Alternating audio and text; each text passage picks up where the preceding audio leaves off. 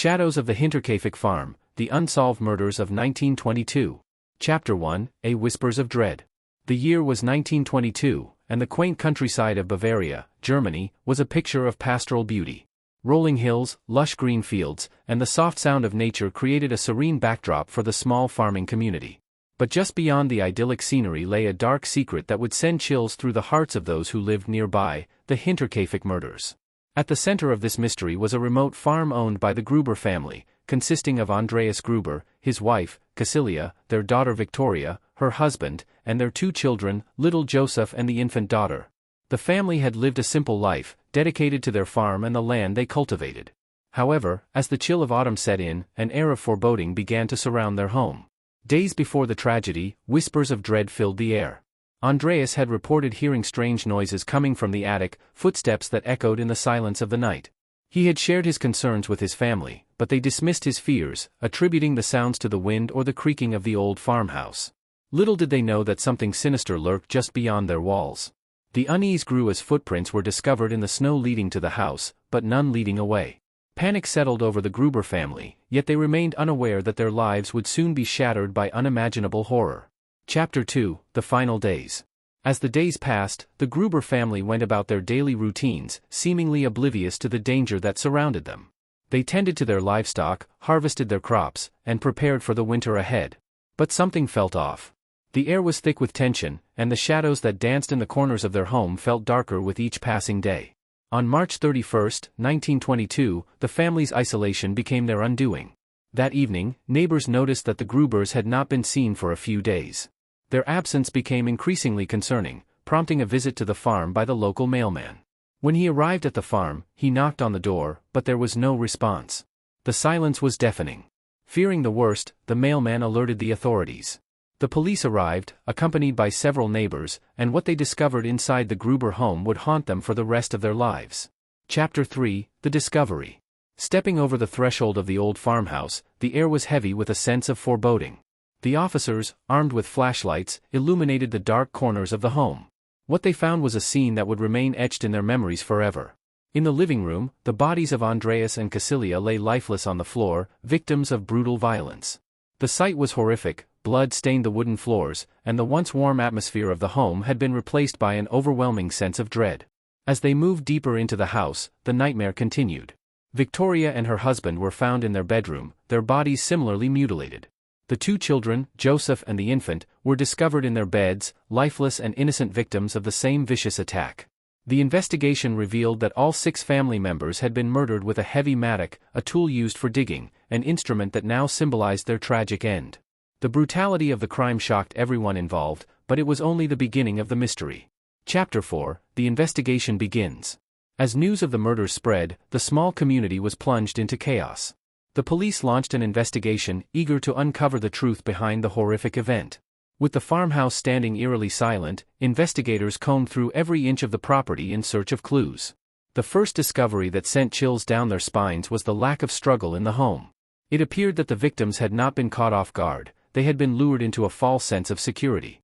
Additionally, the lack of footprints leading away from the house raised questions.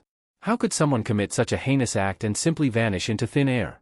The investigation took on an even more sinister edge when it was revealed that prior to the murders, Andreas had expressed his fears to neighbors about someone living in the attic. Although the family had dismissed his concerns, there was now a growing belief that the killer may have inhabited the farmhouse for days, if not weeks, before the murders took place. Chapter 5, Theories and Suspects. As the investigation deepened, various theories emerged. Police questioned neighbors and locals, searching for anyone who may have had a motive. They examined the family's relationships, uncovering a web of potential suspects.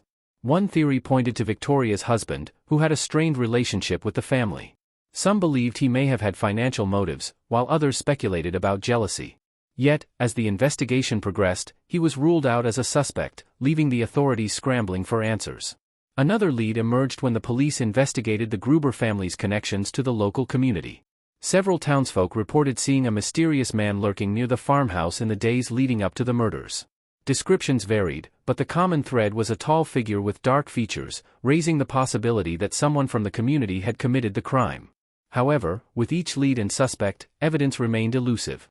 The investigation faced numerous challenges, including the remoteness of the farm, the lack of forensic technology, and the deep-rooted mistrust that permeated the community. Chapter 6: The Haunting Legacy. As the investigation dragged on, the murders became the subject of local folklore. The Hinterkaifeck farm was forever marked as a site of tragedy, and a sense of unease settled over the community. Whispers of the horned figure lurking in the shadows spread, and stories of strange occurrences began to circulate. Locals reported hearing footsteps in the night near the abandoned farm, and some claimed to have seen a tall figure watching from a distance. The image of the Gruber family haunted the community, and their tragic end became a chilling reminder of the darkness that can dwell within. As months turned into years, the case grew colder. Investigators were left with more questions than answers, and the families of the victims found it difficult to move on. The wounds of the tragedy ran deep, and the haunting presence of the murders lingered like a ghost over the community. Chapter 7: A New Lead. In 1923, more than a year after the murders, new evidence emerged that reignited interest in the case. A local man came forward with a story that sent shockwaves through the community. He claimed to have seen a mysterious figure near the Gruber farmhouse on the night of the murders. According to the man, he had been walking home from a nearby tavern when he noticed someone lurking in the shadows. The figure was tall and thin, much like the descriptions given by others, and it seemed to be watching the farmhouse intently. The witness shared that he had felt an overwhelming sense of dread and had quickly turned back to avoid confrontation. This new lead prompted investigators to revisit the scene, searching for any overlooked evidence. They conducted interviews with townsfolk, hoping to find someone who could provide additional insight into the figure the witness had reported seeing. Chapter 8: The Ghost of Hinterkaifeck. Despite the renewed interest in the case, the investigation continued to yield no substantial leads. The community remained on edge, and the ghost of the Gruber family loomed large over the area. Rumors spread, and the farm became a haunted attraction for thrill-seekers and urban explorers. In the years that followed, tales of strange occurrences at the Hinterkaifeck farm became part of local folklore. Visitors claimed to hear whispers in the wind, and some reported seeing shadowy figures darting between the trees. The chilling atmosphere of the abandoned farmhouse drew ghost hunters and paranormal investigators, all hoping to uncover the truth behind the mystery. As the years passed, the case remained unsolved, but the legend of the Hinterkaifeck murders only grew. The families of the victims continued to seek closure, but the darkness that had descended upon their lives was a wound that would never fully heal. Chapter 9: The Modern Era. Decades later, in the 21st century, interest in the Hinterkaifeck murders experienced a resurgence. True crime enthusiasts, historians, and amateur sleuths began to delve into the case, piecing together the fragments of a mystery that had haunted the community for nearly a century. Researchers explored the socio-economic conditions of the time, examining the impact of World War I on the region and the psychological toll it took on families. They analyzed the relationships within the Gruber family, seeking to understand any potential motives behind the tragedy. In 2019, a team of forensic experts utilized modern technology to re-examine the evidence from the case. They analyzed the original crime scene photographs and documents, hoping to uncover new insights that had been overlooked. Their efforts reignited the hope that one day, justice would be served for the Gruber family. Chapter 10: Theories Resurface. As researchers and amateur detectives continued to explore the case, new theories emerged. Some suggested that the murders may have been linked to a family feud, while others speculated about the involvement of a transient or drifter who may have crossed paths with the Gruber family.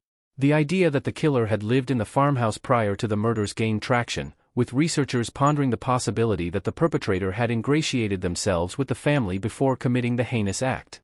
This theory suggested that the murderer may have had an intimate understanding of the family's routines, allowing them to strike when the time was right.